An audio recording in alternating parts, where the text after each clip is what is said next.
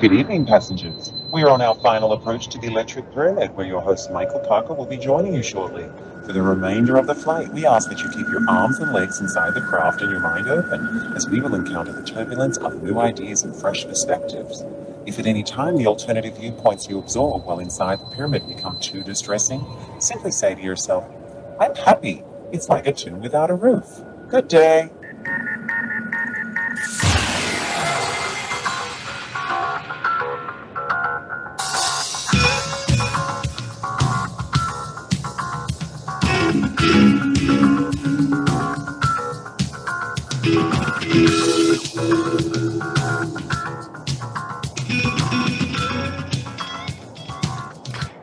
Greetings, truth seekers, paradigm busters, new world order, civil disobedience, freedom fighters, free thinkers, higher mammals, good people of all types. How's it going? My name is Michael Parker.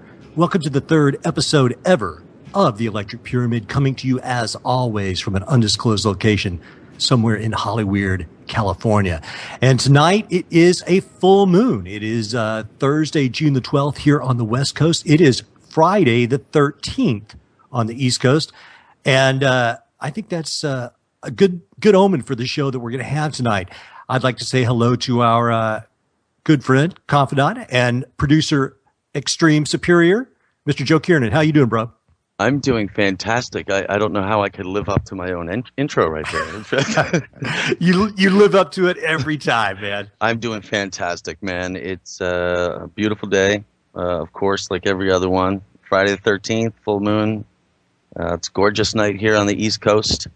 And I can't ask for much more. Everything's fantastic, brother.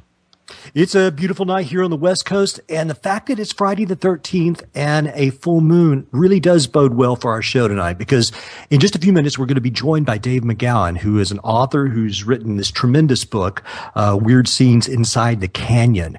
And there's going to be a lot of occult overtones in that that are kind of wild and crazy. So I think it's a good omen. But before we get to that, I wanted to mention a couple of things. Next week, we're going to be having Chad Meek, and he is the nephew of George Van Tassel, who was the notorious, very famous UFO evangelist. And I believe he was on Joe's show just a few weeks ago. So he's going to be on with us next week. And then the week after that, the 26th, we have Robert W. Sullivan IV. We're going to be talking about Freemasonry and esoteric symbolism. Then the week after that, we're going to be joined by an old friend of mine that I have not seen in a long time. And he is an excellent musical artist. He does kind of a mixed media avant jazz rock kind of thing called The Grassy Knoll. His name is Nolan Green. He's getting ready to do a new record featuring even Vernon Reid from Living Colour. So he's going to be on. We're going to be talking about the future of the music business and how people are making records these days. But before we get into that, I saw this one story today, and I was like, you know what? People can throw the old CT around, the conspiracy theory around, but this is just something I want to put on our radars, no pun intended, for us to kind of continue to think about over the next couple of weeks. After Malaysia 370, which, come on, let's be honest, nobody knows where this thing is to this day. And supposedly on that plane, there were 20 employees of a Texas-based software company that was dealing with cloaking software. Now, listen, that may have nothing to do with it. I'm just putting it out there. Many people have already talked about this, but I saw this article today, which interests me. And this was on RT Russia Times, and it's entitled, Unprecedented 13 Aircraft Mysteriously Disappear from Radars in the Heart of Europe. A total of 13 aircraft suddenly vanished off radars for about 25 minutes on two occasions over Austria and neighboring countries, Austria's Flight Safety Monitor said. They're calling for an EU probe on this. They're saying this is unprecedented. And this happened twice. This happened on controller screens in Austria on June the 5th and June 10th. For 25 minutes each time. Now, Austria's Flight Safety Organization, they will not tell us what types of planes these are. They are hinting at the fact that these could be passenger planes, but they're not saying what type of planes they were. They're not saying the exact location, the height of the planes, but they disappeared off of radar. And not only did they disappear off Austria radar, but they were also traffic issues regarding those same planes in Germany and the Czech Republic. So I'm just putting this out there. I mean, to me, I do not know what it means, but I know I trust my gut. And when I read stories and do not mention them on the show, later it kind of bites me in the behind, like thinking, gosh, I should have mentioned that. This is just interesting to me. It's very strange. They are stressing that at no times were any of the planes in danger, as extra air traffic controllers were immediately called into their posts and emergency measures were brought in. Okay, well, but they still disappeared twice for 25 minutes.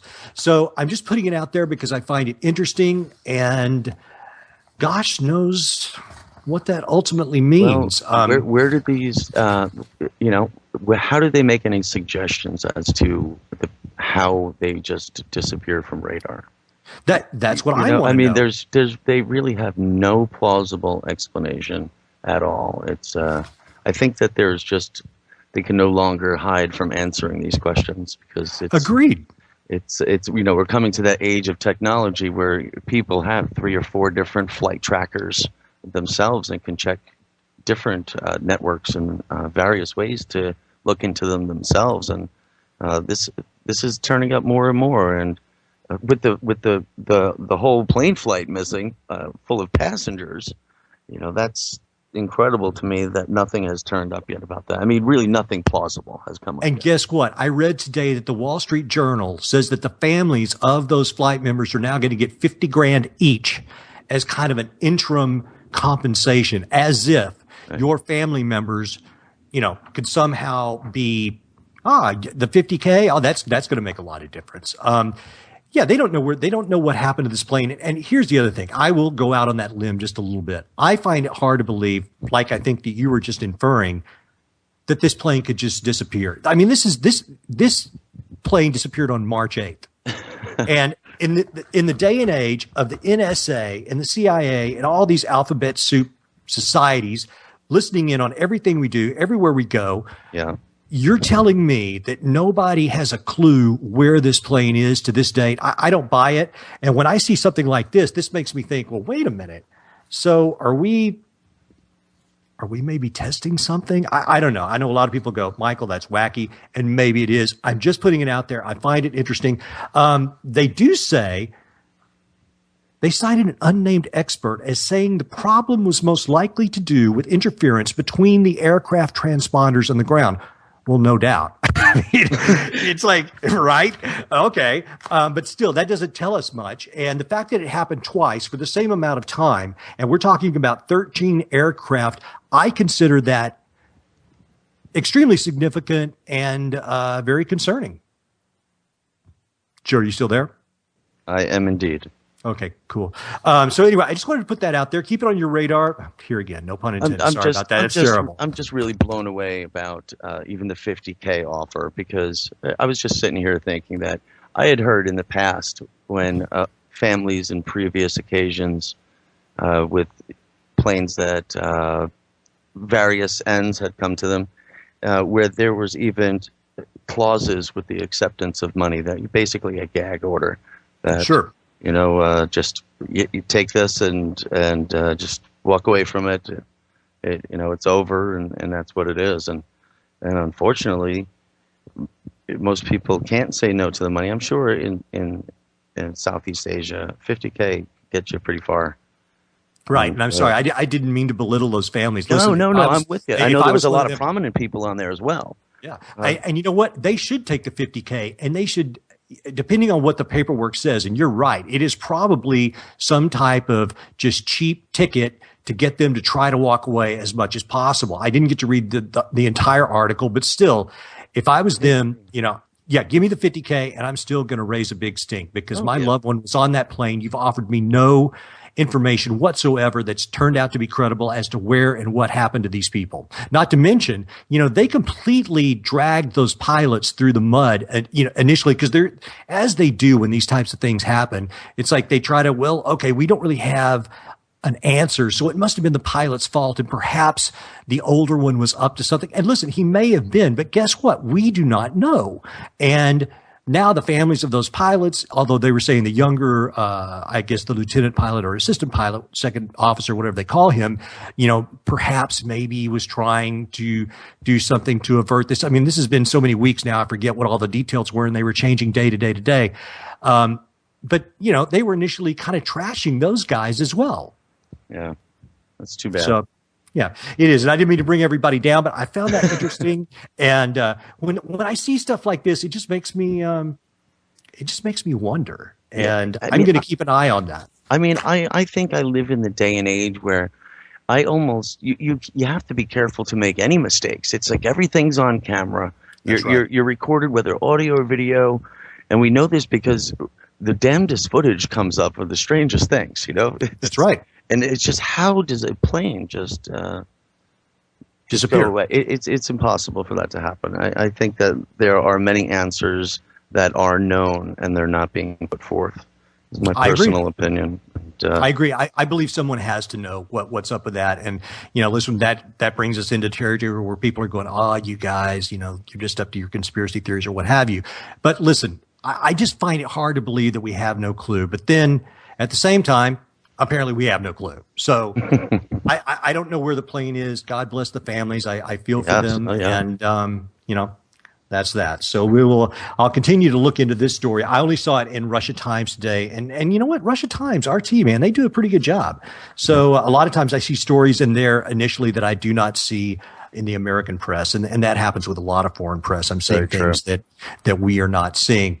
But so that brings us up to almost 13, 14, 15 after the hour. Tonight's guest, Dave McGowan. I'm very excited about this show, Joe, and I think you are too, because you and I have had conversations about this earlier. And indeed, I am. Yeah, we're both rock and roll fans, and this book. I mean, I've heard things to this angle before, but what we're talking about, for those of you who do not live in Los Angeles, there is an area within Hollywood in Los Angeles that is called Laurel Canyon, and as a kid, I used to read about Laurel Canyon in Rolling Stone and just think, wow, how cool would that be, man? You go out there and you hang out with rock stars and even the governor's hanging out there, and it just seemed like a party. And I mean, who wouldn't want that? Swimming pools, pretty girls, rock and roll, California, Laurel Canyon. Who would not want to be part of that? And so I've always had a romantic notion of Laurel Canyon. Now, I have been out here for quite some time and, it's still very beautiful to me. It's still very interesting. I've heard a lot of different stories over the years, so it does have a little bit of a darker edge to me, but I still like it. And so tonight, our guest in just a moment is going to talk about some of the stories of the rock and roll bands that appeared almost overnight out of the Laurel Canyon scene in the late 60s through the early 70s. And I've got to tell you, before Dave even gets on, I was a bit skeptical going into this because in most rock and roll stories, you've got some drug overdoses and some tragedies and this, that, and the other thing.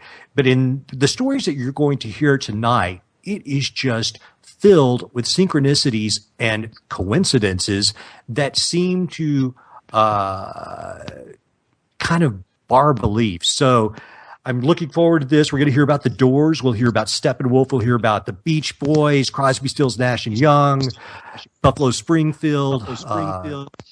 We've got an echo in here. I can hear. I believe the Birds. Dave has joined us. Mike? Dave, are you with us already? Yeah, I am now. My sound was kind of off there for a few seconds, but it seems okay now. Yep, just a little bit, I think, as we were connecting there, but you do sound good. Greetings, Dave. Well, I appreciate you coming on the show tonight. I've been reading the book. I'm very excited to have you on here. I've been listening to some of your interviews with other radio hosts as well. And I was kind of telling people that I grew up, like yourself, a rock and roll fan. And I grew up in Texas, and I used to read in Rolling Stone magazine about Laurel Canyon and just how cool it sounded and all these rock and roll bands that were out here. And while my personal taste kind of leaned more towards the British rock bands of the day. I was really into Zeppelin and things like that. I loved the idea that there was this idyllic kind of wonderland somewhere in California where beautiful girls and pine trees and swimming pools and 24-hour parties existed. And the governor would even hang out with these people. And so I've always had a bit of a fascination with it. So when your book came out, I had already read a couple of chapters online. I was like, I really hope I can get this guy to come on the show. So I appreciate you coming on, and I'm really enjoying the book.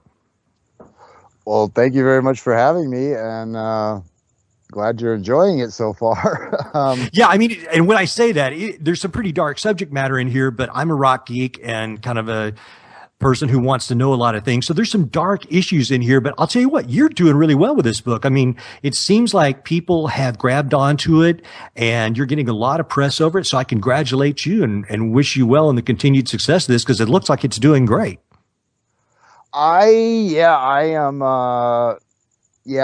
still not sure what to make of it, to be honest with you. It's all a little overwhelming and a little unexpected, you know. I mean, I knew my hardcore fans, you know, who have been following me for many years now online would be excited about it, but yeah, it's just really seems to be very well received so far. You know, it's got like 3 or 4 online reviews that have been overwhelmingly positive, and like almost 36 Amazon reviews that are all but one are overwhelmingly positive. And you know, I've been getting orders from all around the world, from, you know, across Europe and from South America and Australia, and just it's a little overwhelming that so many people seem to be aware of this book. And, you know, it's only been on the market for 6 weeks now, I think it is. And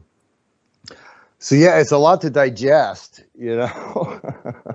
And I'm feeling like my previous books are being a little slighted now, because my other books have been out for like 10, 12, 13 years. And this one already has more Amazon reviews than they do.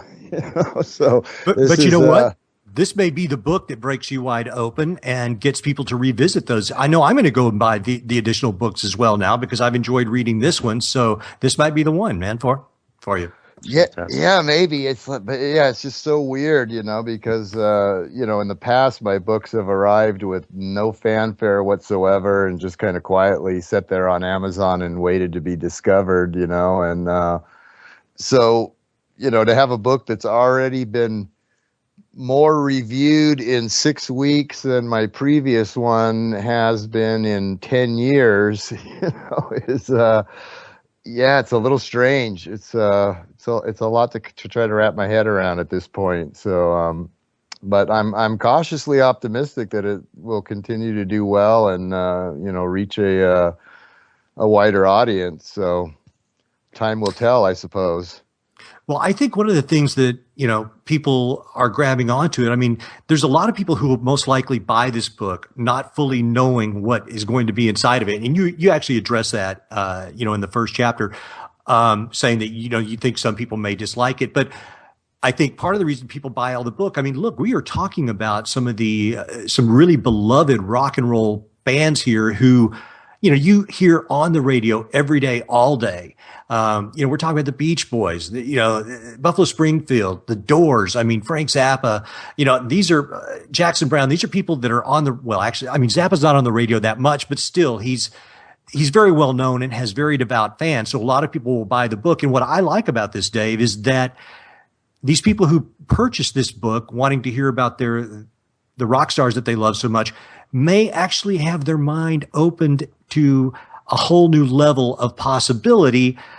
I like rock and roll and I like these types of stories that you're telling, but I know not everyone's like me and would never even conceive that there are the connections that exist that you are putting in this book. Yeah, it's, you know, I mean, a lot of people do not even realize just how many people came out of that canyon in a very short amount of time that became just these huge iconic artists that, you know, like you say today are like household yes. names, and that you can hear every day, even now on, you know, classic rock stations all across the country. I mean, everyone from the Doors and Love and the Birds and Buffalo Springfield and the Mamas and the Papas and Frank Zappa and the Mothers of Invention, the Monkees, the Beach Boys, Three Dog Night, Alice Cooper, Crosby, Stills and Nash, Crosby, Stills, Nash and Young, Poco, the Flying Burrito Brothers, probably a whole bunch of others that I'm leaving out. I always do because there's just so many. It's the Eagles, and then all the singer-songwriters. James Taylor, Jackson Brown, Joni Mitchell, Judy Sill, Judy Collins, Carole King. The songwriters like Paul Williams and Warren Zevon before he became known. Just an amazing array of artists that came out of there, and to this day, the people just revere these people. They're still very much iconic figures, and there's a tremendous amount of interest in them, and so there's no doubt in my mind that a percentage of the people that stumble across this book are aren't going to find it that it's exactly what they think it is, right? And because in the past, my books, there hasn't been a lot of mystery, and if you look at my previous titles on like Amazon, in the section where it says like people who shop for this book also looked at, and there are all these conspiracy titles, but with this one, there's some of that, but also you'll see in there, that people that looked at this book also were looking at Michael Walker's Laurel Canyon or Barney Hoskins' Hotel California or Harvey Kaepernick's Canyon of Dreams, the more mainstream tellings of the Laurel Canyon story. So, yeah, some of the people that get it might be in for a bit of a shock. And, some of them will find it very intriguing, very interesting. And, some of them will probably be prone to dismiss it, especially the people that really don't want to let go of their idols, Sure. And so, yeah, it's... Are the monkeys not real? Is that And then, the of course, monkeys are stealing my dreams. There's also the Charles Manson thing. Charles Manson weaves his way through this entire storyline, and there is still to this day just intense fascination with Charles Manson. You could fill a whole section of a bookstore with everything that's been written already on him, and people just can't get enough. This is true. So in addition to my usual audience, there's a huge potential audience of people who, are interested in one or more of the artists, that were involved in the scene. And then, the serial killer Charles Manson type people that, can't get enough of that. So, there's a huge potential, way more so than anything else I've ever done, for real crossover potential, with this book, and it just remains to be seen, how many hands it gets into, I guess. So, well, hopefully we'll entice some more people tonight to buy it. I want to jump right in because we've kind of told people a little bit about these rock stars that they're expecting to hear about, but they're probably saying, okay, Michael, but why is this interesting and why is it on your show? So I want to go all the way back to something that Dave, and I live here in LA. You and I discussed, the fact that we live in LA earlier today on the phone. And you know what? This Lookout Mountain Laboratory, Dave, we've got to talk about this because this is a strange facility that I had never heard of until I read your book. And when we start weaving all of these tales later in the show about potential ties to these rock stars, to military intelligence, covert ops, this to me is a good way to kind of get people hip to this idea that, look, Laurel Canyon was not just fairies and unicorns and rainbows and moonbeams and all that. Well, maybe there's some moonbeams, but let's talk about Lookout Mountain Laboratory. Explain to people what that was and how that came about. Yeah, I had never heard of it either. I've dug pretty deep into the conspiracy literature and, poked my head into some pretty dark corners. And sure. I had never seen or heard any mention of this facility that's, right here in the Laurel Canyon, right in the LA neighborhood. And that's one of the things that really inspired me to look into this whole story, was the reference to it that Michael Walker threw out in his Laurel Canyon book. And just kind of as a little throwaway fact, it was literally like one sentence. He was talking about something that didn't quite fit the hippie peace and love vibe. And then he threw in, just, parenthetically threw in, also not seeming to fit in was the covert military installation. Right. And then he just moved right on. And I'm like, whoa, dude, back up there. That's not the kind of thing you just toss on the table and then walk away from, That is not a crumb. Yeah, what are you talking about here? And so I started looking into it, and sure enough, there was indeed a covert military installation in full operation, beginning well before the 60s, music scene, and carrying on through at least until 1969, when it was officially decommissioned. But some reports claim that it was active even longer than that. But it absolutely was in operation during the Canyon's heyday. From when the Byrds first kind of kicked off the folk rock revolution in 1965, I think, through at least 1969. And all of these hippie, peace, love, and understanding types just were all literally huddled around a covert military installation that officially, at least, served as a film studio. Right.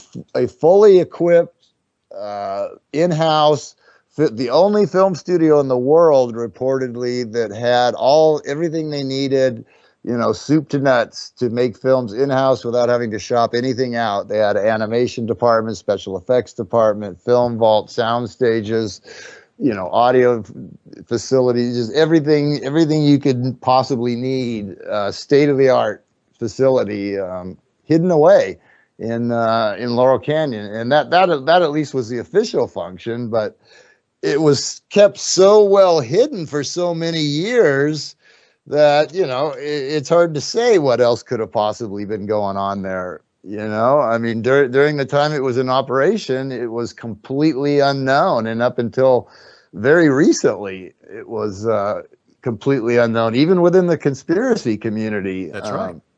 Yeah. So, that set off all kinds of alarm bells. I mean, is that just a coincidence that this place, this isolated LA neighborhood, this isolated bucolic little slice of LA where the hippie movement and the folk, this whole music revolution was kicked off, just happened to have a covert military installation right smack dab in the middle of it, so that was the very first clue that something just didn't seem quite right here. Yeah.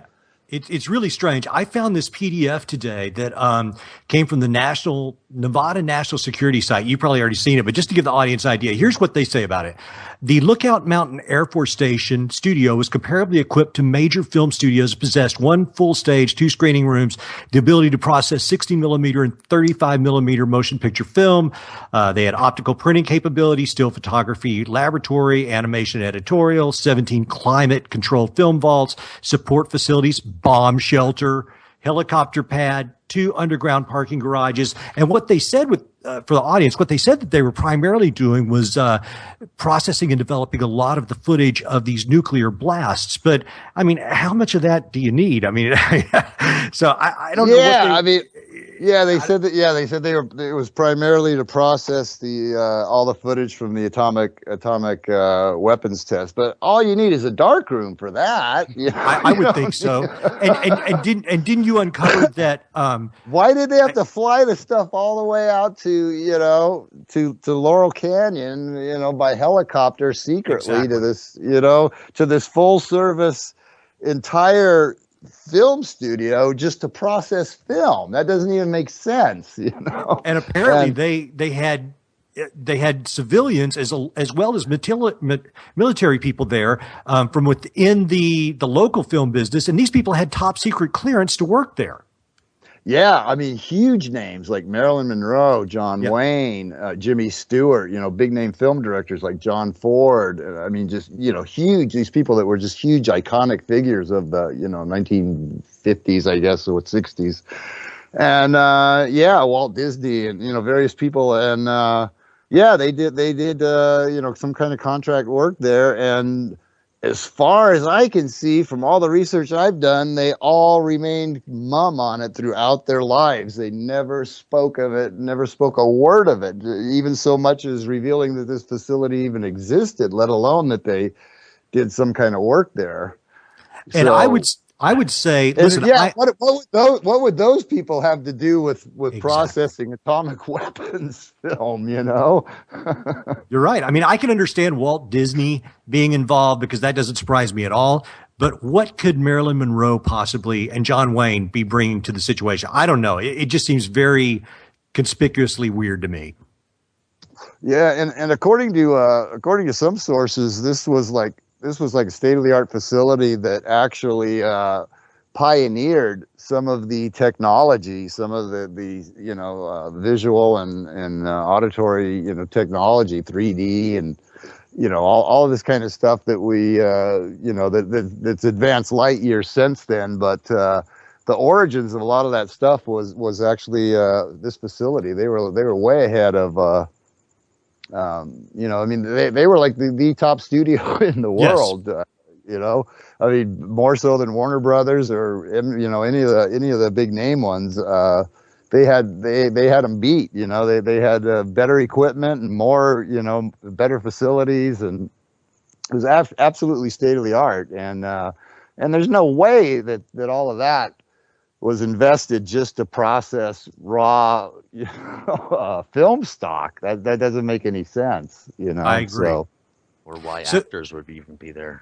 Yeah, it's very strange. So I just wanted people to understand, first of all, we've got this facility here that even those of us who kind of enjoy reading this type of material, we didn't even know it was there. And so there's this kind of strange, deep, dark film facility that's 100,000 square feet in on Lookout Mountain. So that's just a setup. So then we move to the 60s. And here again, Dave, I've got to commend you because you kind of address all of my skeptical aspects going into this, because I was talking to my wife about this, and one of the things that you cover over and over, and it's shocking because it keeps coming up, is how many of these young people who would go on to form these bands, and not just the rock musicians, but the actors as well, came from families that had direct contact with military intelligence of some sort. And, some people would say, well, wait a minute, we just had World War II. Couldn't it be that all of these kids, all these, Air Force, Army, Marine brats, surely they don't want to do what their parents did. They would want to, grow up and be beats, then rock and rollers, whatever was happening at that particular point in time, which I kind of get.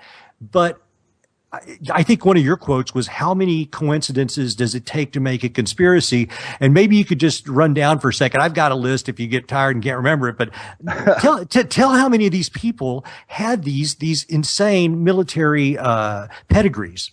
Yeah, it's mind-boggling, and coupled with that, the fact that quite a few of them had past connections, and before they all arrived from various parts of the country, virtually simultaneously in Laurel Canyon, a lot of them had past connections, and Jim Morrison is probably the classic example, Yes. being that his dad was the U.S. Navy admiral who was directly overseeing the Gulf of Tonkin incident. He was the commanding officer of the ships involved in Tonkin Gulf, which of course was the incident that led directly to the Tonkin Gulf Resolution and the first American boots on the ground, or the first official American boots on the ground, and ultimately resulted in 60,000 American casualties and several million Vietnamese and Cambodian casualties, and he was a key player in orchestrating that whole incident that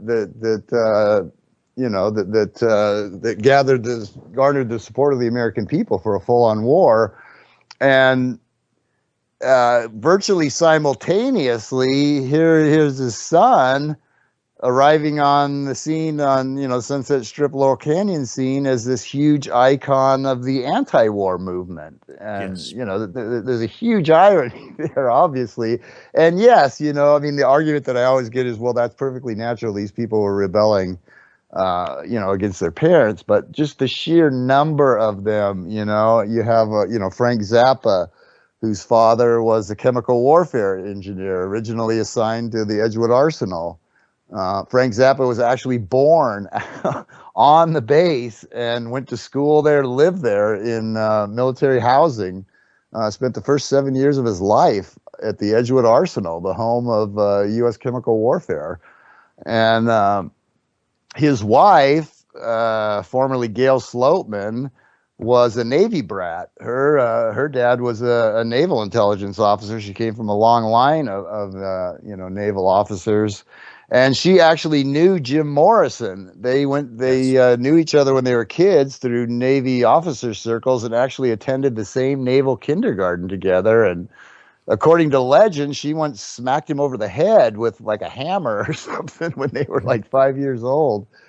And and then these same two people, like, literally almost simultaneously arrive in Laurel Canyon. He as this fully formed rock icon, and she as the wife of another hugely influential rock icon, Frank Zappa. And Frank Zappa's manager was this guy, very shadowy guy named Herb Cohen, who had a history of weapons trafficking and being in the parts of the world where he really shouldn't have been when he was. He had a history that was strongly suggestive of an intelligence background. Mm-hmm. Who was his manager, and his cousin just happened to be Howard Kalin, who also happened to take up residence in Laurel Canyon at the very same time, and who also just happened to front a wildly successful rock band known as the Turtles, which was another one. So you have these three of the biggest name frontmen that come out of this canyon virtually simultaneously, all having these curious past connections and all coming from the same sort of background, Well, and let me throw in Papa John Phillips, because didn't he cross paths with Morrison at one point as well? He and Mama Cass, I think, attended high school with Morrison. I think you bring up. I'm not sure if they did. They all kind of spent time in the Washington D.C. area. Phillips and Cass, a lot of these people came out of the Washington D.C. I mean, a disproportionate number of these people just happened to come out of the Washington D.C. area. John Phillips and Mama Cass being a couple of them.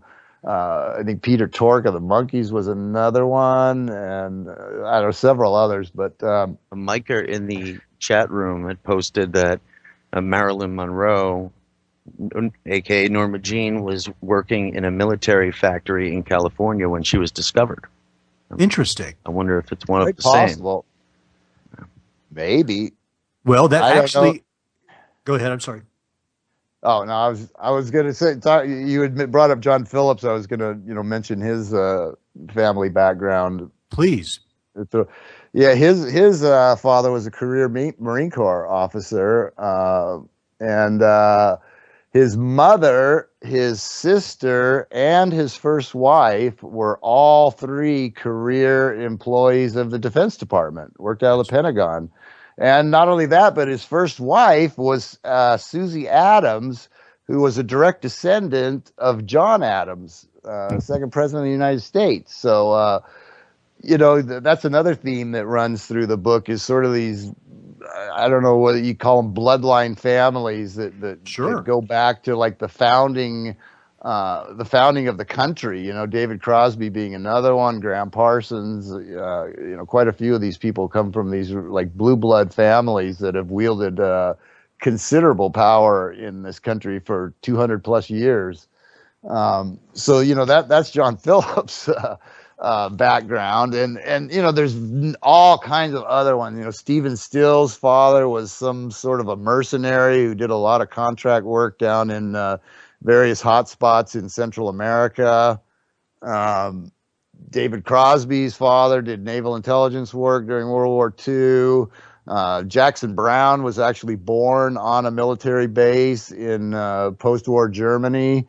All three of the guys from the band America were sons of Air Force officers who met on a base in England that was known for being something of an intelligence outpost. Who else? Emmylou Harris was from a career military family, spent her whole childhood, jumping around from military base to military base in and around Washington, D.C. Well, I think you also mentioned I'm sure a bunch of other ones that I'm forgetting. I mean, it's mind-boggling how many of them came from that background. It's just. But what were you going to say? Well, you know what? I'm going to back up a little bit because I was thinking about something else a second ago, because you said that a lot of these young actors of the time also had military backgrounds, which we'll touch on in a second. But I want to back up to Herb Cohen for a second, because being a rock and roll fan, I've read a few rock bios over my life, and but I was not a huge rock bio kind of guy. But I read No One Gets Out of Here Alive, when I was in college and things like that. But one of the things that always struck me as weird, besides the fact about Morrison's father in the Gulf of Tonkin, was that Jimi Hendrix's manager, like Herb Cohen, seemed to come from this shadowy, and I'm a really big Hendrix fan, came from this shadowy background, and he was extorting money from Jimmy. I believe big time. Yeah, he was. And this guy was just no good, straight up. And there's possibly evidence that would point him as did he admit to Alan Douglas that he was involved in Jimmy's death? I don't know if he admitted it. He admitted it various times, or he bragged of being an intelligence operative. He didn't keep any big secret of that, and he was a very, very shadowy, very sketchy character, to say the least. He was exploiting Hendrix to an extreme degree. And Hendrix had this really weird episode where he was like kidnapped or some, very shadowy, kind of vague. The details have always been really very vague and sketchy on that, but apparently he was like kidnapped for a few days or something. And his manager and his relationship with his manager were bizarre, to say the least. And Jeffrey ended up dead, not long after Hendrix, or he faked his death. Some people theorize, but it was a private plane crash, I believe, that supposedly took him out. And there was, and the gal that Hendrix was very closely associated with also ended up dead soon. Monica Devon Williams or something like that, who got like tossed out of the window of the Chelsea hotel, and or supposedly jumped, but there was a whole string of, in addition to Hendrix's own curious death, there was and Danneman too. She ended up dead under, or was it Danneman some other woman very closely connected to him. So there was a whole string of curious, deaths connected to Hendrix, and his manager. There was definitely. His manager was seriously sketchy, to say the least, and he wasn't the only one. Him and Cohen. I mean, there was a lot of that going around. So, let me ask you this: something else strange that just showed up time and time again was the amount of suicides, or quote unquote suicides, that seemed to occur to the parents or surrounding families. And a lot of people go, "Okay, come on. You're talking about rock and roller suicide. What's the strange thing?" But it just seemed like a lot of their parents, of these musicians, their parents would commit suicide. Yeah, to a shocking degree. Yeah, a lot of these people came from homes that had been, were one or sometimes more than one parent had committed suicide. I mean, a lot of, yeah. I mean, I'm having, I think Chris Hillman might have been one of them, and I think Graham Parsons did. Terry Melcher definitely was. Graham Parsons was. Yeah. Well, yeah, his dad supposedly, Yes. supposedly killed himself anyway. Yeah. Peter Fonda, two of Henry Fonda's, Wives.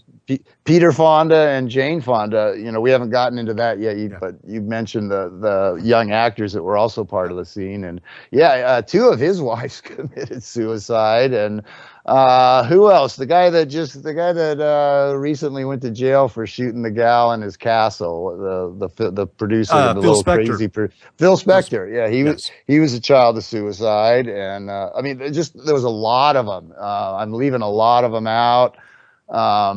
One of the Manson girls, as I note in the book, takes the grand prize for that by far. She actually had 3 parents commit suicide, amazingly enough. Both of her biological parents reportedly committed suicide, and then she was adopted, and one of her 2 adoptive parents committed suicide. So she saw 3 of her parents supposedly kill themselves. So that's a pretty high bar right there. I don't know if anybody else can top that one, but there was an astonishing number of these people who came from homes where one of the parents had killed themselves, and oftentimes under situations that suggested that it may have been something other than suicide, but listed as suicides at any rate.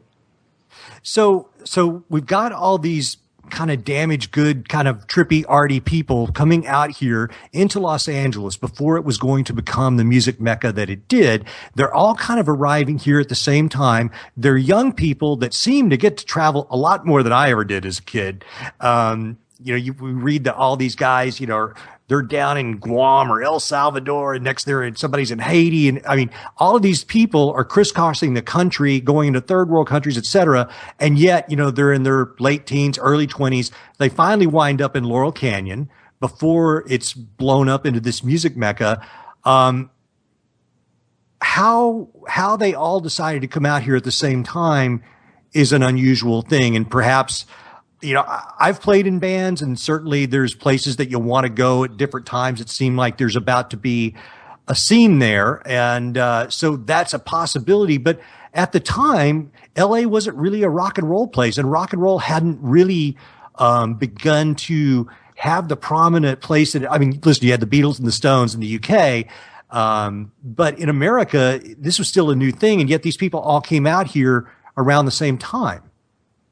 Yeah, it came together with a remarkable speed, and there was no logical reason. I have a quote in the book from Neil Young saying, "We don't really know why we headed out. We just, the Pied Piper was calling," or some such thing, And they came out from Canada, from like Toronto, quite a few of them. The guys from Steppenwolf and Neil Young, and one of his bandmates and. Buffalo Springfield, and who else was up there? I think Joni Mitchell was originally up in Canada, and the Mamas and the Papas were like down in St. Thomas in the Caribbean or something, like completely cut off from the rest of and you had these people just all over the place who just all of a sudden decided, hey, we need to go to Laurel Canyon of all places. And people look now and they say, well, of course they came out here. This is where all the record companies are. This is where all the clubs are. This is where the live music. But what they don't understand is they didn't come here because of that. They actually created that. Right. They are the reason. They arrived, and next thing you know, clubs are popping up along Sunset Boulevard like mushrooms, out of nowhere. You got the Whiskey and the Roxy and the Kaleidoscope and the Ciro's. Ciro's and London Fog and all kinds of ones that are long forgotten now. Pandora's Box, and I don't even, just on and on and on. Vito Lido's and. It must have been a fantastic time to be on that strip. Just these clubs just start, so the bands arrive. There's no real music scene. There's no real club scene. But all of a sudden, now here's all these venues for them to play. And then next thing you know, they got their own a new radio station, and they got their own publications. Rolling Stone starts public, and LA Free Press publishing, so it's just like all of these pieces just seem to magically come together where they didn't before exist. And, so there was no reason initially for them to come here, but once they arrived, suddenly there was a reason for them to be here, Well, it was all very odd. It was just a very odd series of events that all these people from all over not just all over the country, but even from out of the country, from Canada. John Kay and one of his bandmates came all the way from Nazi Germany to join the Laurel Canyon scene. These people were coming from everywhere and congregating in this one isolated geographic area that initially there was absolutely no reason for them to be there, and it was very, very odd, very, very odd turn of events, to say the least. Well, let's use the birds as kind of a test case, because here's one of the things that was very strange to me when reading your book.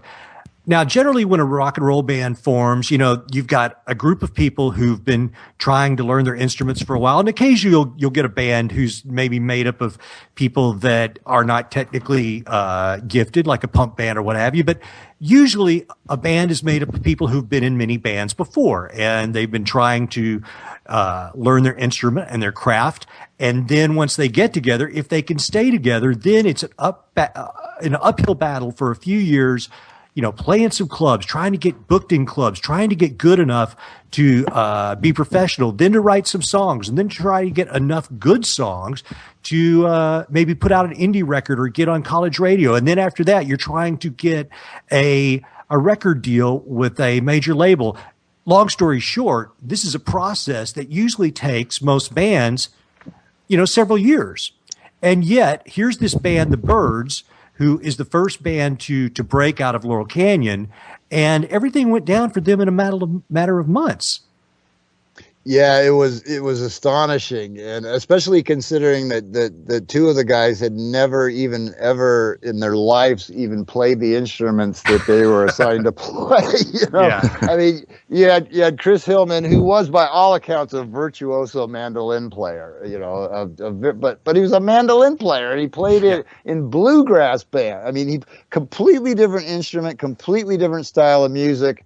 And he's the guy that they draft to be the bass player of the world's very first folk rock band. The drummer Michael Clark he was a bongo player. It doesn't exactly translate to holding the drumsticks in your hand. And so two of the four guys had literally never played their instruments before in their life, and yet they're the guys that form this literally groundbreaking band, and like you say, had a recording contract seemingly overnight. We're in the studio cutting records in no time at all, and Well, you also said that someone gave them their instruments. Yeah. It was Naomi Hirshhorn. I thought that was I don't know. I get confused between them. I do too. Springfield, because they both, they both got these big names in them, and they were kind of the two big flagship bands of the time. But yeah, they both of them, just benefactors just happened to come along and give them all these nice shiny new instruments that they didn't even actually know how to play. Gene Clark and David Crosby were passable guitar players, but certainly not what you would consider accomplished musicians, at least not initially. And the other two had never played their instrument. The only one who was had any actual talent on the instrument he was hired to play was Roger Jim McGowan, who was a very good 12-string guitar player, but the rest of them couldn't play. And most of their first album was it was written by people like Bob Dylan and Pete Seeger. They took these folk rock classics or folk classics and sort of electrified them. And None other than Jim McGowan, none of these guys actually played on their first couple albums. It was all done by studio musicians. So there was a very, very manufactured nature to the band initially.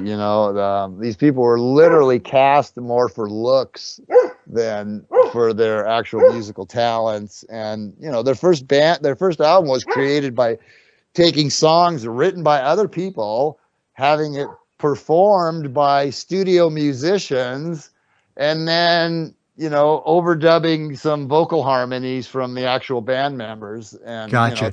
I tell you what, Dave, hang on just a second. I hear the music. I think we're going to take a break here at the top of the hour, but when we come back, we're going to have Dave McGowan back on and start looking at some of the actors and some of the remaining weird aspects of Laurel Canyon. This is Michael Parker, Electric Pyramid. Going to take a break.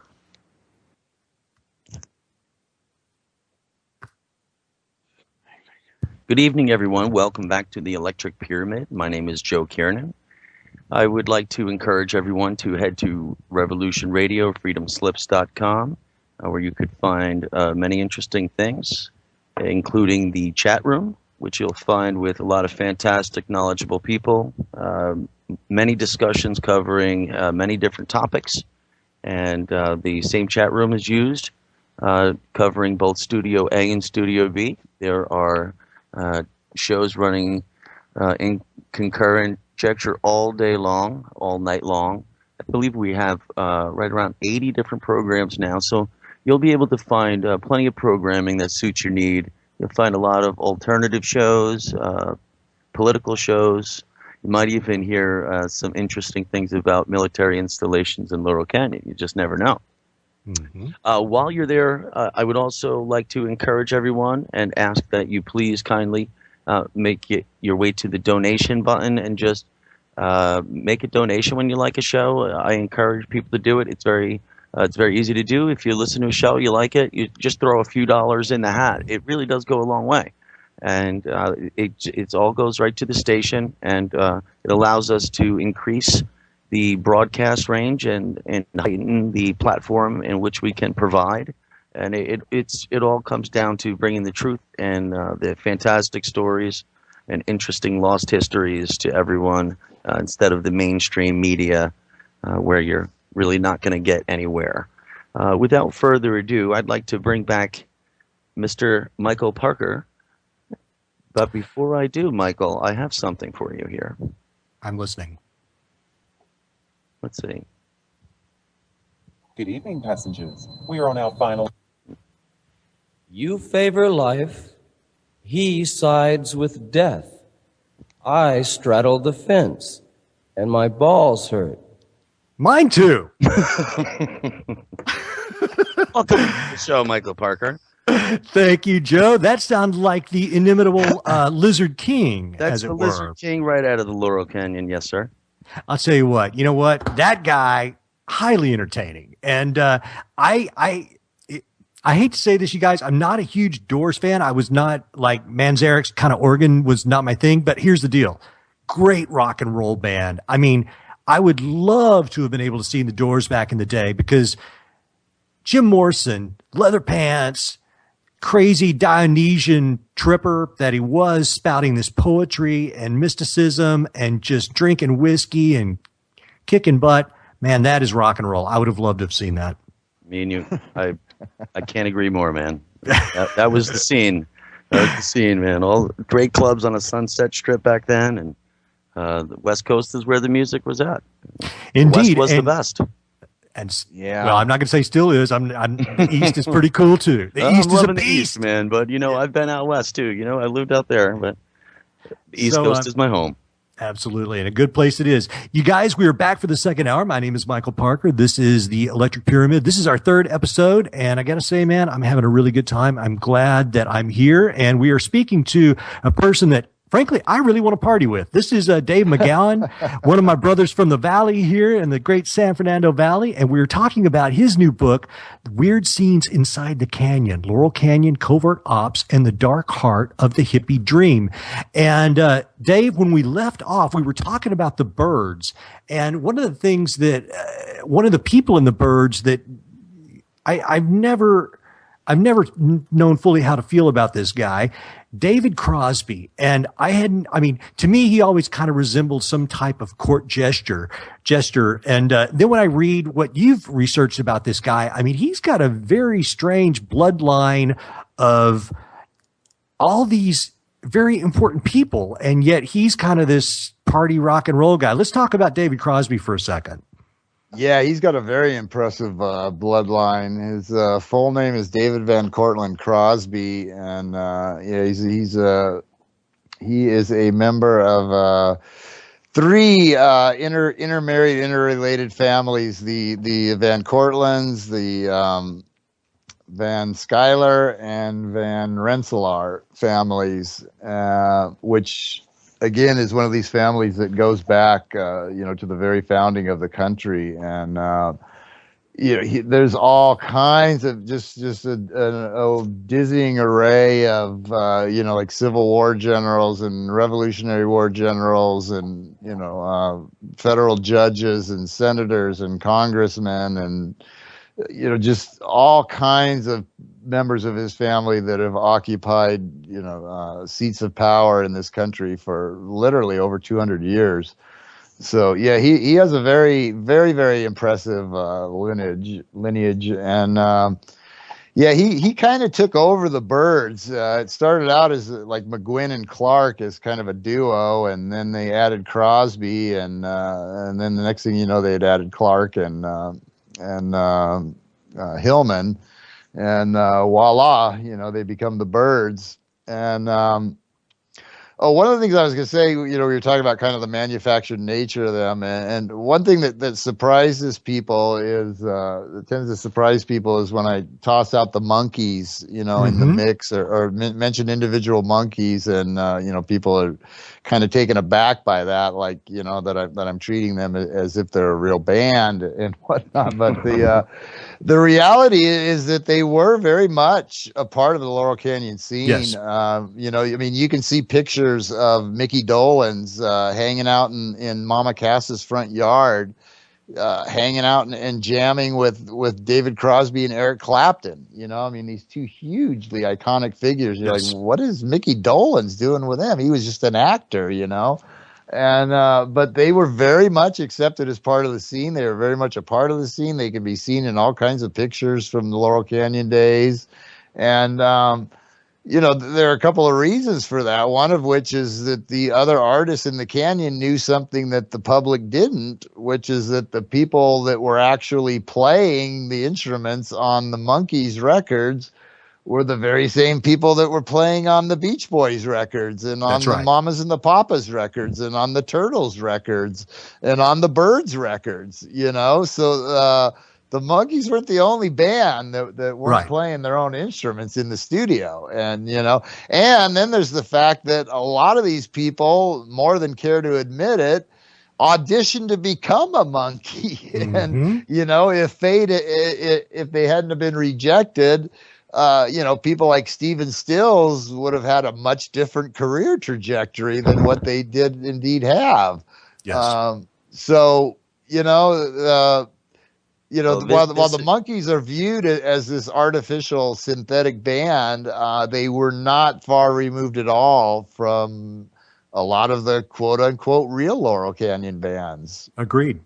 This is really making some sense in regards to David Crosby, because I have been so confused for the last decade or so on why when Melissa Etheridge and her wife wanted to have a child, they got the sperm from David Crosby. And I was thinking, what a choice. I mean, at this point, I think he was on his second or third liver, and so many other things going on. And I mean, and it's not like he's built like a perfect male symbol.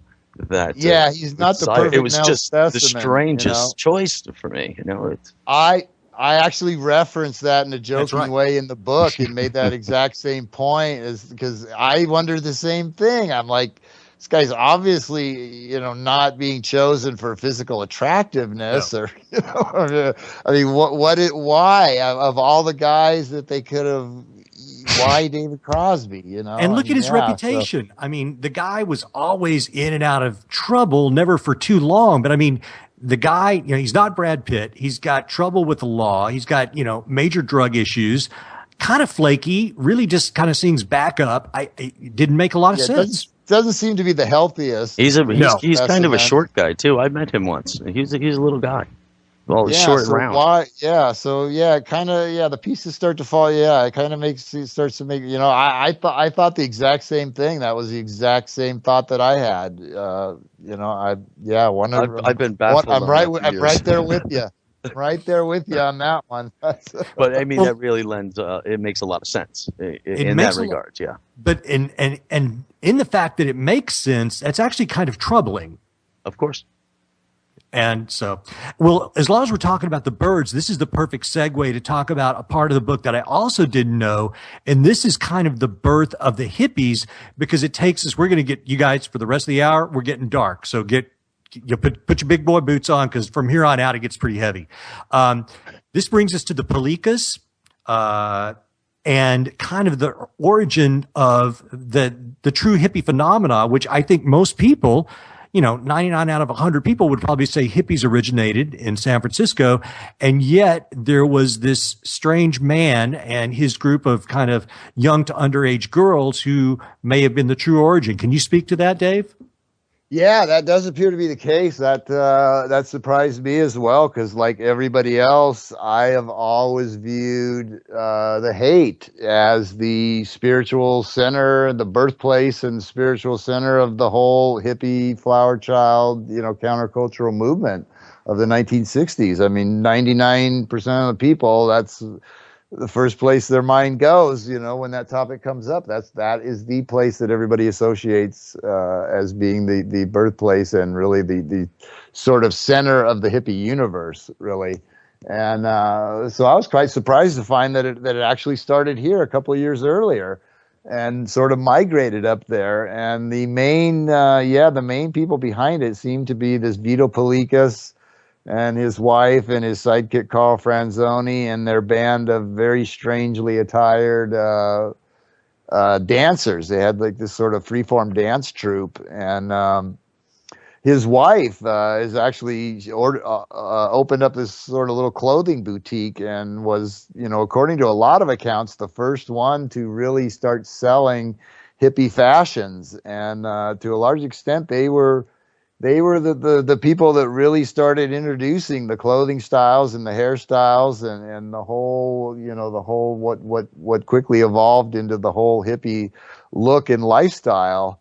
And the Birds and they were key players in really kind of spreading that across the country, because when the Birds, after they got their start and kind of made a name for themselves here in LA, they launched their first nationwide tour, the first band out of Laurel Canyon to do a nationwide tour, and they specifically took these people on tour with them all over the country to like these little Midwestern towns and stuff, and which was quite shocking to say the least to Bible Belt America and whatnot in the mid '60s, and that was really a lot of people's very first introduction to what was soon going to become the whole hippie look and the whole hippie scene, introduced by them. Yeah, and these people, this Palakas and his girlfriend or wife and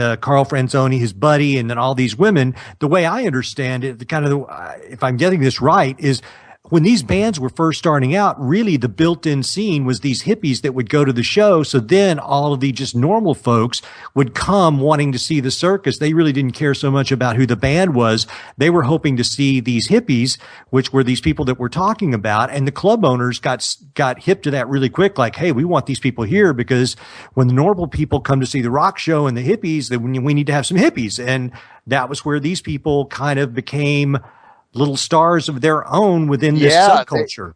They were kind of the kings of the strip. They were let in free and pandered to by the club owners who wanted them in the audience. And Yeah, and yeah, in the early days, it was as much about the spectacle on the dance floor as it was about what was happening on the stage, which also, helped to draw attention away from the fact that a lot of these bands weren't that good. By the admissions of their own managers and agents and producers and whatnot. I have quotes in the book saying, yeah, I mean, these guys really could not play very well live, Right. but nobody noticed because they were so distracted by the spectacle of, and also by the Young Turks, who we've Yes. referenced a couple times. Perfect segue.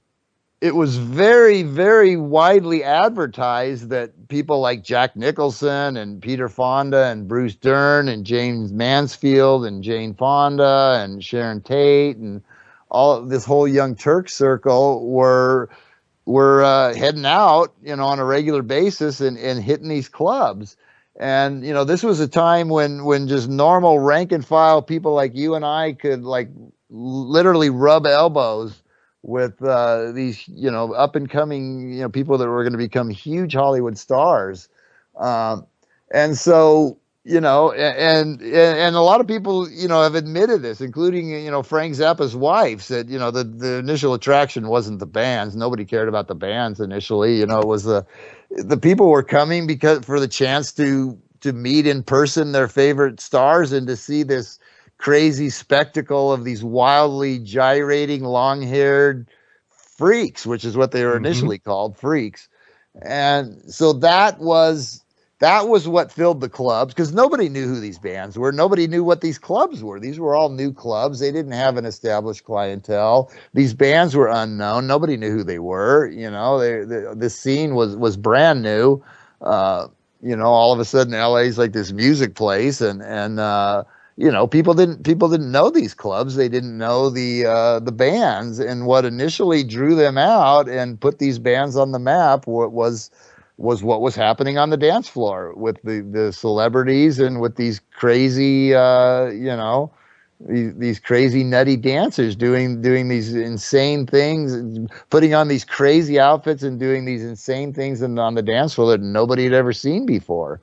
And so they were a huge part of launching this scene and really drawing the crowds and putting these bands on the map, much more so than the band's actual talents, at least as far as their live performances. There's a quote in the book from Hal Blaine, who was the drummer from the Wrecking Crew. Yeah. Which was the actual musicians who recorded a lot of this music. And Glenn Campbell was one of those guys. I actually read a quote once from a drummer from some contemporary band, which I can't even remember who it was now, but some fairly well-known drummer of the last like 20 years. And he said, I was really depressed to find out that my 10 favorite drummers of all time were all the same guy. Right.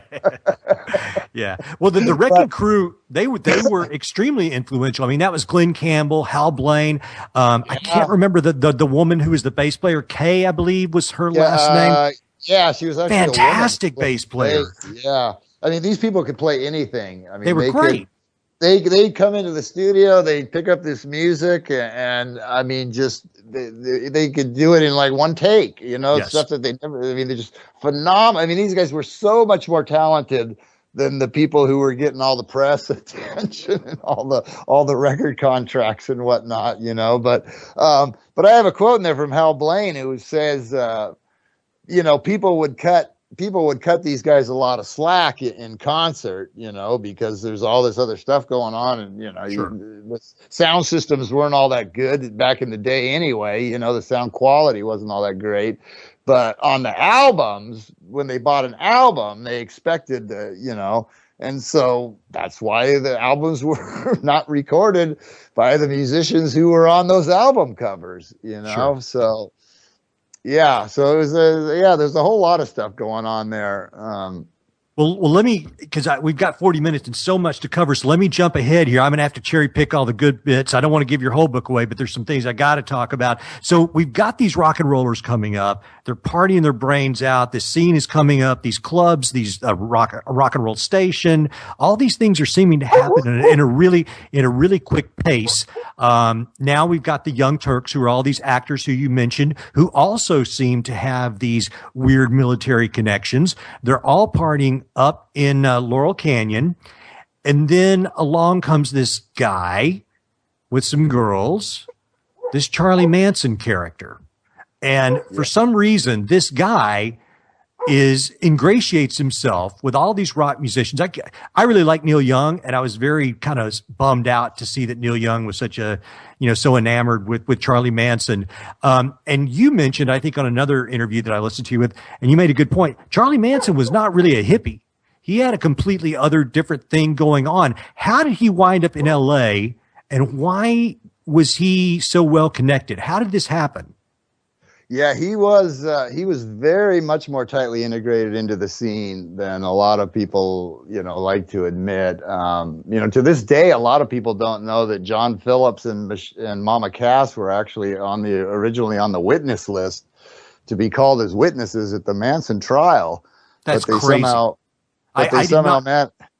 They somehow managed to avoid getting called and largely kept that out of the press. But they were so close to the scene that they were actually scheduled initially as witnesses at the trial. But that's kind of largely been buried over the years. But Phillips was very close. Mama Cass, Dennis Wilson, of course, famously let him and his family live in his house for an entire summer. Where he met various other people, including Neil Young, who lobbied to get the guy a recording contract, and it's just,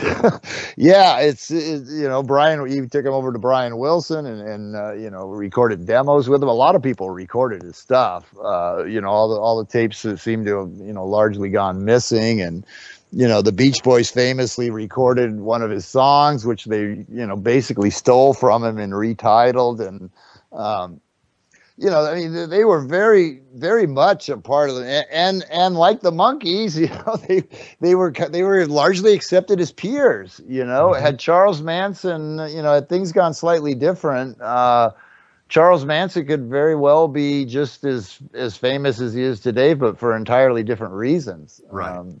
How did he wind up in L.A.? Because wasn't he incarcerated as a kid or something? I mean, He'd spent almost all of his life, his juvenile and adult life in various correctional facilities, prisons and correctional facilities, right up until like March of 1967, I think, is when he got out and arrives on the scene and immediately starts, establishing industry connections and gathering a following. This guy's like he's considerably older than the rest of the crowd. Most of these people are, barely out of their teens, and Manson's, well into his 30s, and he's an ex-con, and he's this little, scrawny little guy, not much to look at, and yet he arrives on the scene, and he's being courted by all of these rock stars, and he's got people following him.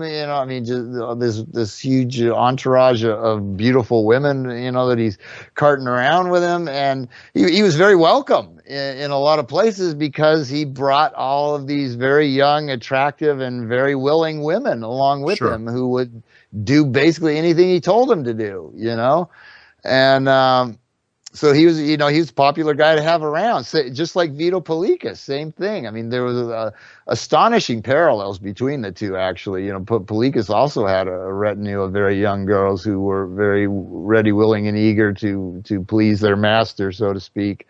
And so, man, and Bobby Beausoleil, his right-hand man, his lieutenant, who was convicted of the Gary Hinman murder, he was also an accomplished musician and very much a part of the scene. Actually played as one of the rhythm guitarists in the band Love when they were still the Grassroots, before they became Love, and was dropped because they had The only reason he was dropped, according to Arthur Lee, who led the band, was that he couldn't afford to pay 2 rhythm guitarists. He had 2 on the payroll at the time, Brian McLean and Bobby Beausoleil, and he let Bobby go. He kept Brian McLean primarily because Brian McLean had direct connections to Vito Polikas and his crew, and he knew that Brian could leverage that to draw the crowds to their shows.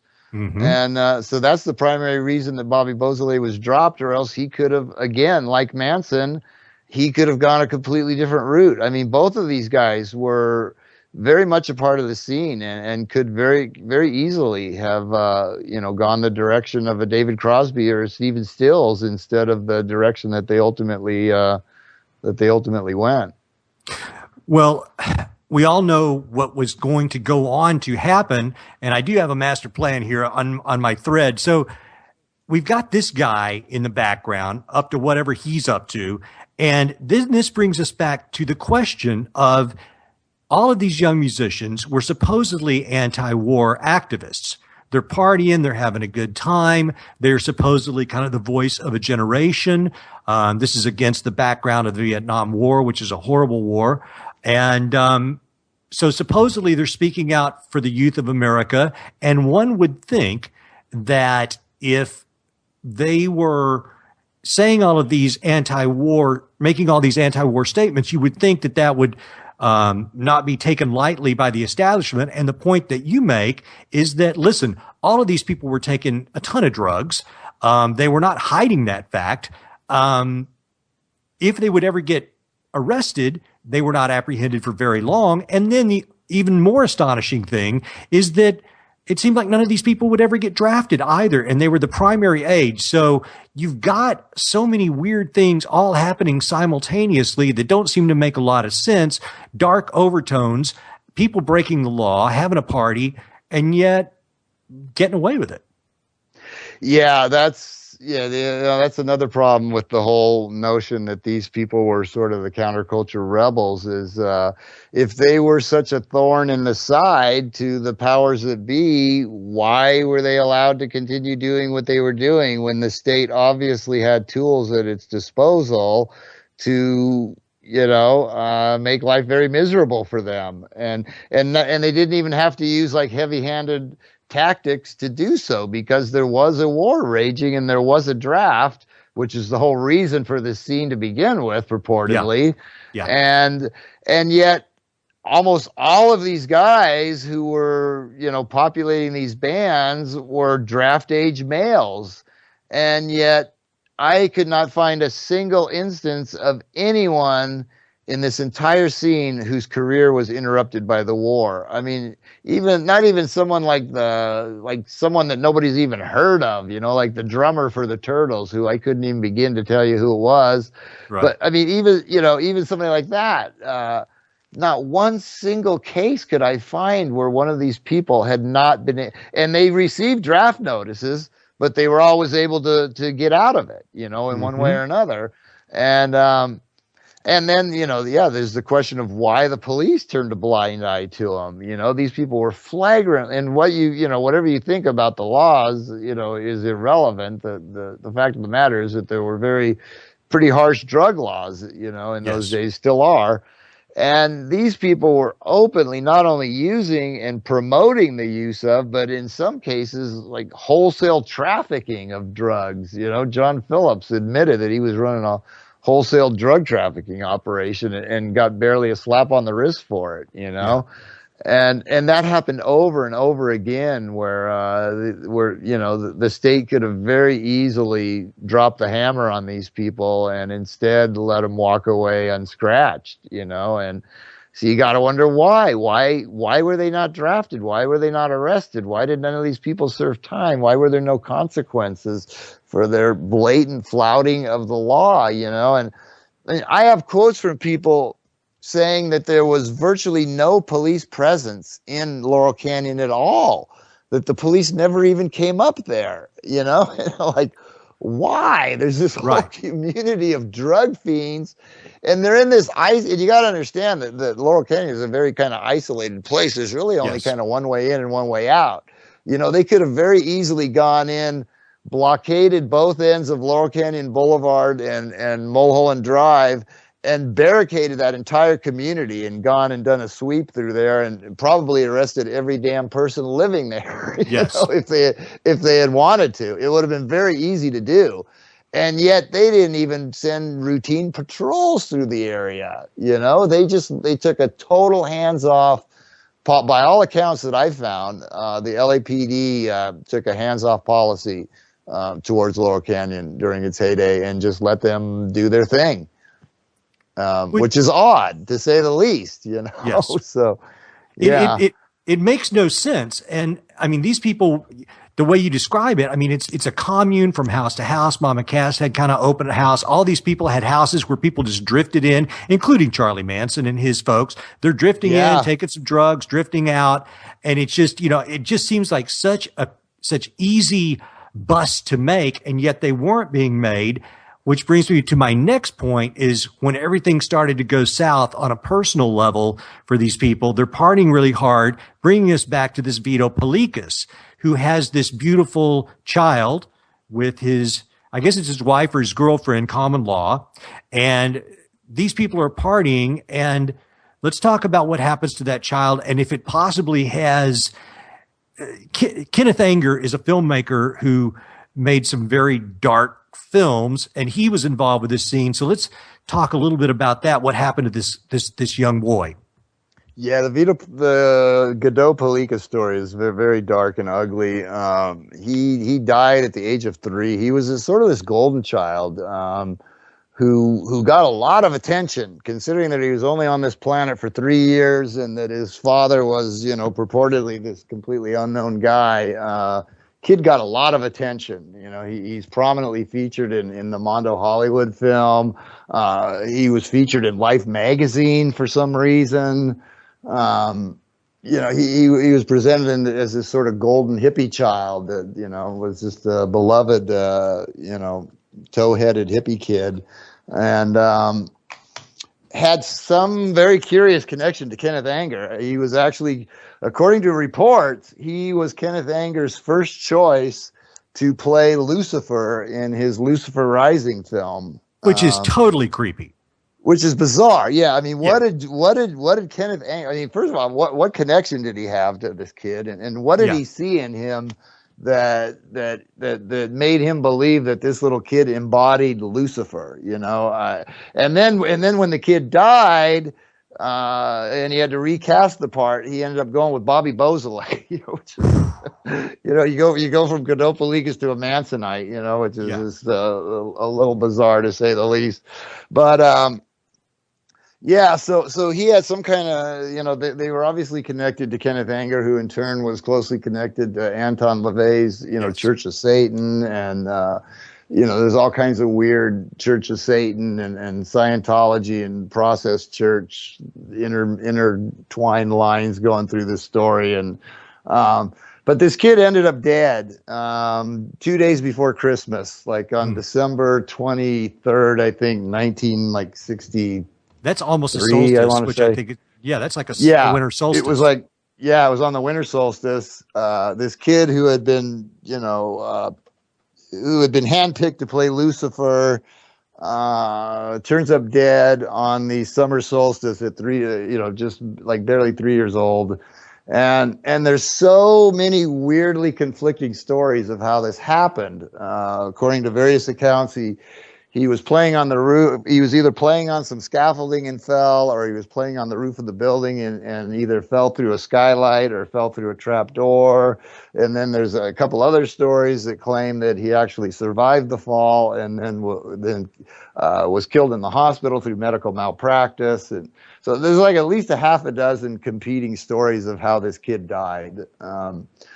And there's various abnormalities in his death certificate, like the fact that the authorities were not contacted by the parents after this quote-unquote accident happened. They were contacted by the parents' attorneys, you know, because when your kid falls through a skylight, you know, the first person you want to call is your attorney, right? As you do. You don't want to call the hospital or anything, No. you know, you want to call you.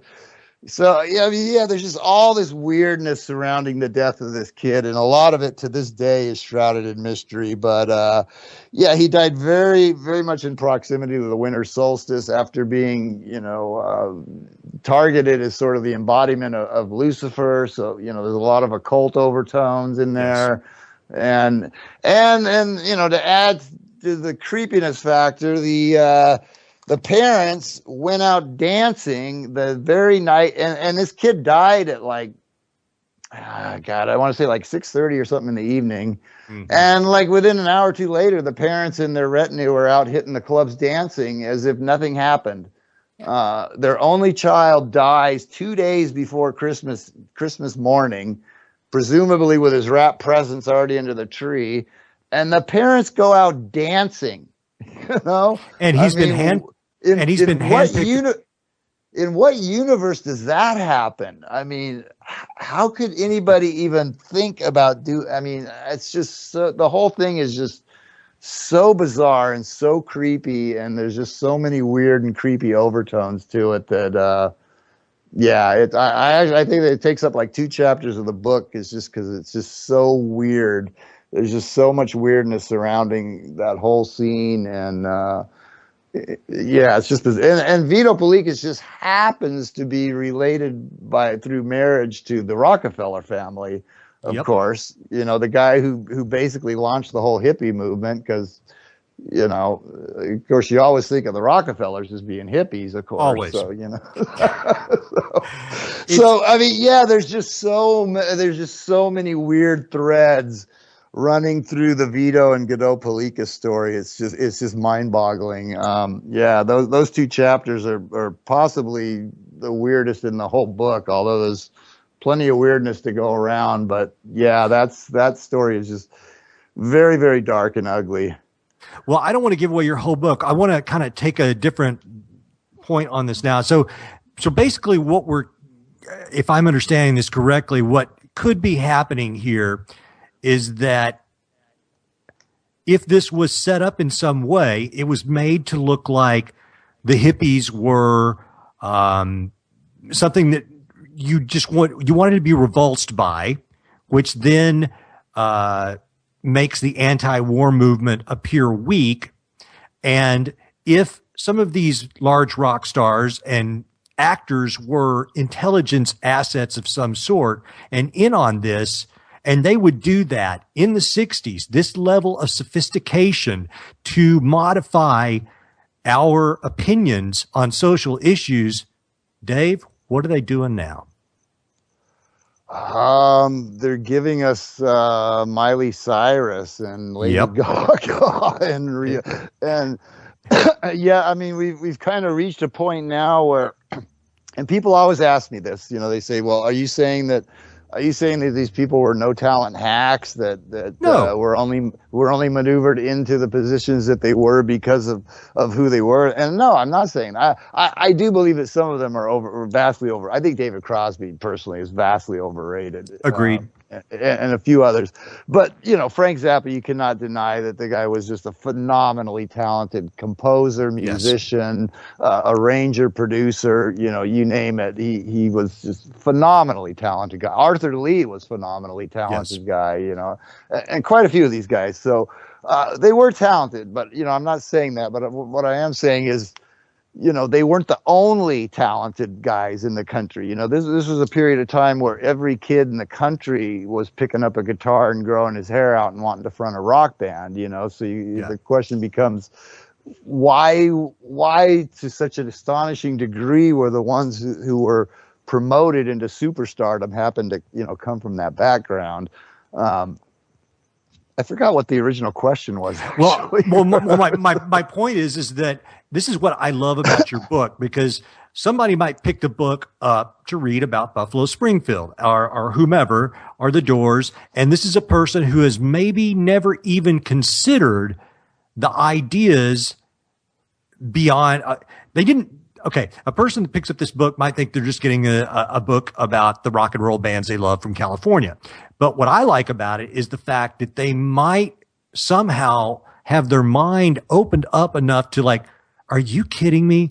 Do you really think that there would be aspects or potentially rogue aspects or aspects of intelligence that would go so far as to try to modify our opinions on certain things by creating rock stars and movie stars and putting people in places where they would have access to social opinion. I guess what I'm trying to say is I think that this book can open a lot of people's minds up to ideas that they would have shut out before, which may put them on a track towards discovering other things that many of us discovered a while ago. Yeah, I mean, it's and I remember now where I was going with my other thought, which was the talent issue. And I think the star making machine, so to speak, has progressed so far from where it was then, that talent has really become kind of almost secondary.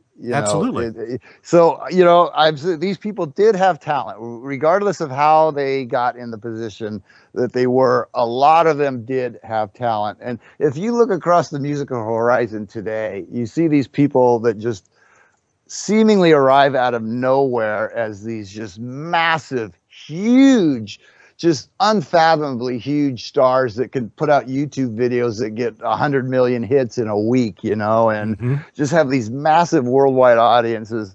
And I don't believe that anyone can honestly tell me that kind of fame, in the hands of a Lady Gaga or a Rihanna or a Beyonce or a Miley Cyrus or a Britney Spears, the level of fame and recognition is so wildly out of whack these days with actual talent, Right. And it seems like it's just, we've come to the point where all they really need is a marketable face and image, and they can make you a star, Certainly.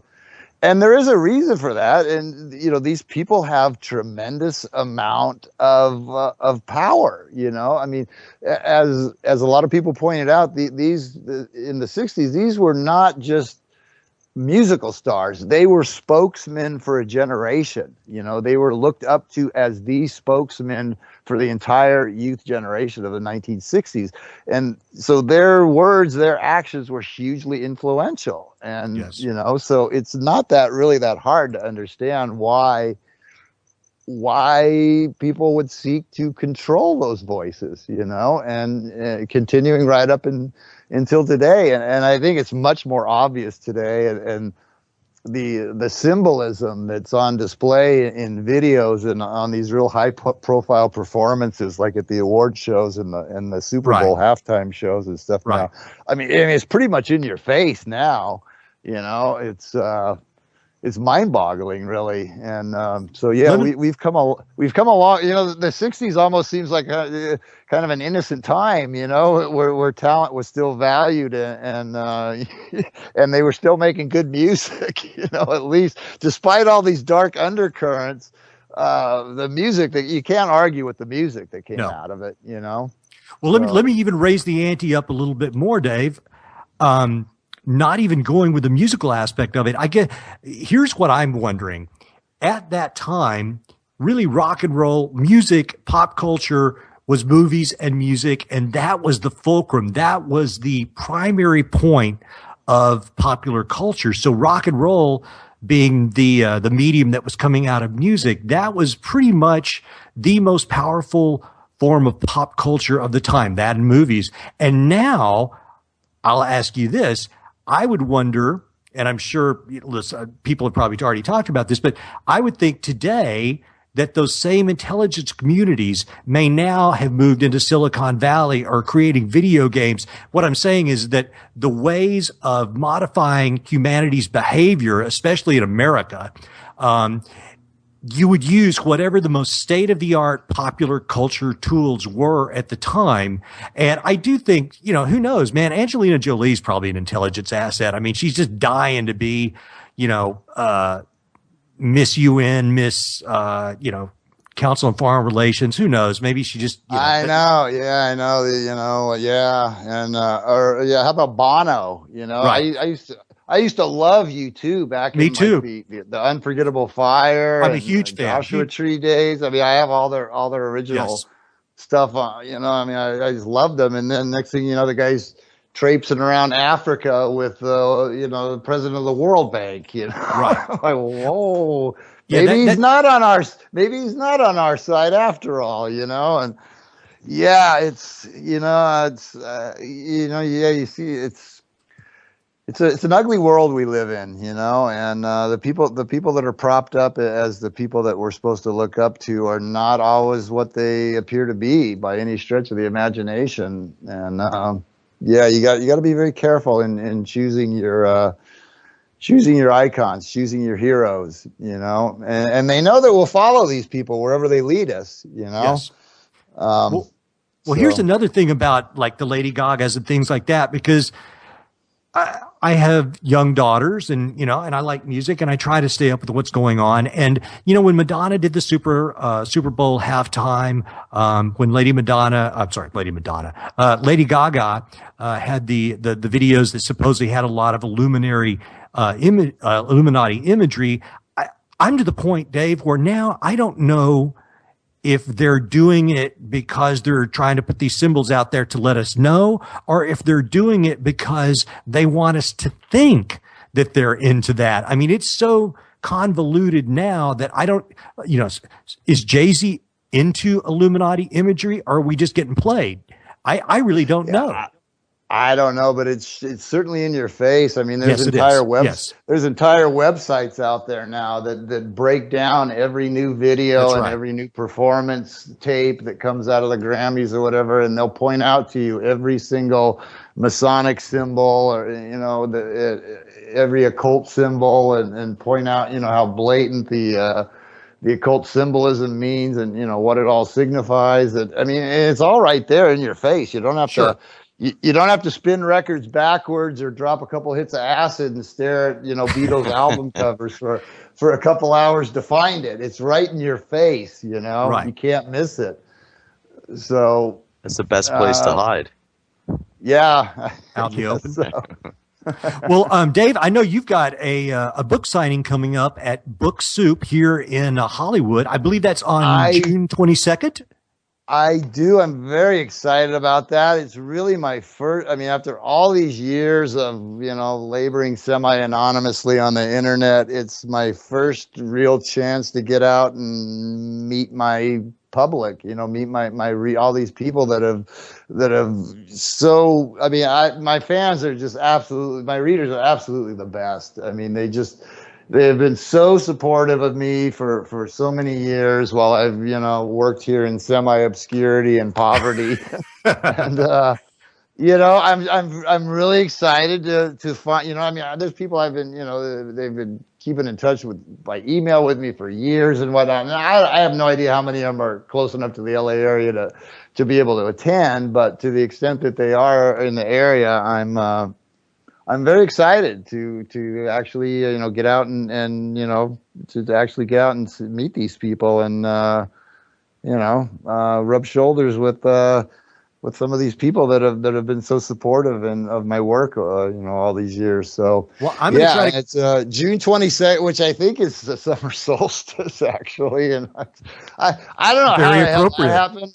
My publisher picked the release date for my book, and he picks April 30th, you know, one of the most notorious occult dates on the calendar. I'm like, really, dude? Did you? Yep. And he claimed ignorance. So I wrote him, I sent him an email. I'm like, really, dude? Is that like deliberate? And he's like, what are you talking about? It's just another day, isn't it? Not really. Like, oh.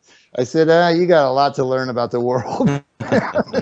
And so somehow my book ends up being released on Walpurgis Nacht, and my first big public appearance is on the summer solstice. So I mean, I guess it's kind of appropriate in some way, but it's just kind of weird that it worked out that way. Tonight you're on during a full moon on Friday the 13th. Oh Indeed. My God! Yeah. Oh my God! It's a big bright one, isn't it? Wow. Yeah, I didn't mean to completely creep you out. There you go. Yeah, I don't know. It's all strangely appropriate. I guess there's a certain synchronicity or something. Famous line from the Police, you probably haven't gotten to that part of the book yet. I know that's one of the last chapters. I'm probably about 200 pages in, so I haven't got to the Police chapter yet. Okay. So, well, I don't want to spoil anything for you. So I know Miles Copeland and all that's in there. I did peek towards the back, but I think the last chapter I was on I was actually beginning. I was going to start the Steppenwolf chapter, which is kind of a bummer because I wanted to be able to add more to the story about love, but I haven't gotten to that chapter yet. It's weird because a lot of these bands. That is one of the toughest bands to dig up accurate information about. I'll tell you, man, they are so cloaked in mystery, and they were regarded as absolutely one of possibly the best band musician wise on the Strip. Yeah. And yet never, they were label mates with the Doors, considered much better musicians than the Doors. And Arthur Lee was just a phenomenal talent, a vocalist, indeed, composer, multi-instrumentalist, arranger, producer. He wore all the hats, just like Brian Wilson and Frank Zappa. These guys were just phenomenally talented guys. And yet Love never really made it, and then a lot of the members of the band seem to have come to rather tragic ends. Yes, and there's just so much mystery shrouding them to this day, and then the weird fact that they had a Manson member as an actual band member who's now sitting in prison for the rest of his life, and the Love story is a really odd one, and I wish I could have gotten more detail than what I did. I dug up as much as I could, but that's one of the toughest bands. The one that's even harder than that is the Seeds. The Seeds with Sky Saxon. Their big song was "Pushing Too Hard." Yeah, and they were all closely tied to the Source and Father Yode, who then ended up dead, and who was this ex-Marine guy. And, he ran this vegetarian restaurant that was just laced with all this Masonic symbolism. And then he went off to Hawaii and supposedly died in a hang gliding accident. And as you do. That's a whole weird. That one I didn't even get into the book because I was unable to find enough to really put together a workable chapter, which was one of my big regrets. Because I know there's a really, really bizarre story in there somewhere, but very hard. Those two bands are very much shrouded in mystery, Love and the Seeds, mm-hmm, and largely forgotten by most people except for real hardcore rock fans. There were two people, I know we're almost out of time, but there was two people that I wanted to ask you about, and this may come out of left field, but I actually really like Burt Bacharach. And he was certainly not part of the Laurel Canyon scene, but he was certainly a giant in popular music in LA at the time. Did he mix with these folks at all? Not that the name did not come up in any. I mean, I've read everything. I've read everything that I could find, every book, magazine, article, web post, I devoured everything I could find that's ever been written on the scene, and I did not find any. No, well, actually, I'm glad to hear that. I've seen. So you can still keep one of your heroes, right? Yeah. You can still keep one well, here's another person that I was wondering about that could potentially go on the Laurel Canyon death list, and it's an obscure thing, but Terry Kath, who was the guitarist for Chicago in like 76 or 77 or something, the guy like blows his head off accidentally, and I think that his wife was sitting right beside him, and she went on to marry Kiefer Sutherland, I believe. But did you come across anything regarding that? I did not. I wish you had told me that several months ago when I squeezed it in the. I'm sure I left out quite a few of it. There's a staggering number of deaths, which we didn't even get to that part. Just the rivers of blood running out of that canyon. Incredible. And all the houses burning down. There's such a backdrop of violence and violent death that is just in such stark contrast to the whole peace, love, and understanding vibe that we're supposed to associate, with the scene, and just mind-boggling array of curious deaths, including the Manson murders and the Wonderland, including the two most notorious mass murders in the history of the city of Los Angeles, which were both directly connected to Laurel Canyon. One of them actually happened in Laurel Canyon. And so, yeah, it's just, that's a whole nother aspect of the scene that's dark and ugly, is how many people came to unfortunate ends that were either killed either in Laurel Canyon, or people directly connected to the scene who came to very unfortunate ends, often under questionable circumstances. Well, these are all reasons for people to buy the book, and I hope that they will, because your Facebook, which I'd like to guide people to, it's just facebook.com, of course, /Weird Scenes Inside the Canyon, or go to Dave's website, which is Dave's Web, that's DAVESWEB .cnchost.com, where you can get autographed copies of this book from Dave. And Dave, brother, I hate to tell you this, I did buy this copy on Amazon because I wanted to get I wanted to get it in time to read it. And so I want to encourage everybody else to buy it directly from Dave if possible. And you'll get an autographed version of the book. And to me, it's been a real fun ride. And it'll be worth tons of money when they kill me off one of these days. So, Absolutely. eBay that bad boy. But Dave, I really appreciate you coming on tonight and spending your time with us, because it's been a lot of fun for me. I appreciate you having me. I really enjoyed it. It was definitely one of the great time. one of the funner interviews that I've done. A couple of them have been kind of a challenge, but this one was really good. Well, I'm going to try to come to your book soup signing. They probably won't let me in with my copy, but I'll just buy one of your other books that day. And yeah, man, we got to go have a drink or something at some point, because I've got a lot of things to tell you that I didn't get around to tonight. I told people on Facebook that, I'm more than, I'm totally up for, going out, and there's all kinds of little bars and clubs and stuff along Sunset. I would be totally up for, I have no idea how long this event lasts, but. Are you going to do a reading at all, or are you just going to just? I asked them, and they said it was kind of up to me. He said, some people come in with kind of a prepared speech. Some people actually read from the book. Some people do it as sort of a question and answer thing, and some people just give a very short presentation and then just have people line up for, and then talk to them one by one as they, I don't know how many people are actually going to buy books. I think a lot of my fans have probably already got it and just want to come to meet me. So I don't know how many books Book Soup is actually going to sell at this event, but we wish you well. I kind of prefer to do it as a question and answer thing. It's just easier than trying to come up with stuff off the top of my head, and just I don't know. We're just gonna wing it and see how it goes. I have no idea what size crowd to even expect or anything else.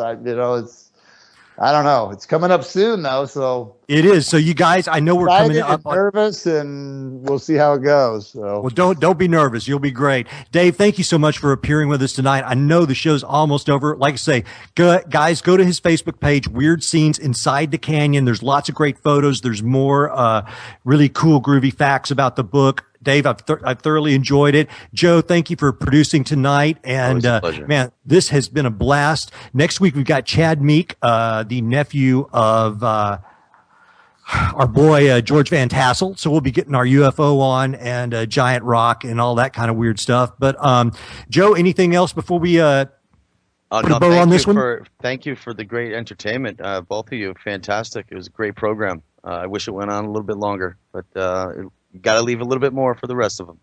Live long and prosper, you guys. You always got to leave them wanting more. It was a pleasure, Dave. It was nice meeting you. Dave, thank you. I had a blast. Thanks a lot, you guys, and have a good evening, night. Well, I guess it's night now, so yeah. Enjoy it. Enjoy it Friday the 13th. Good night, guys. Good night. All right. Night.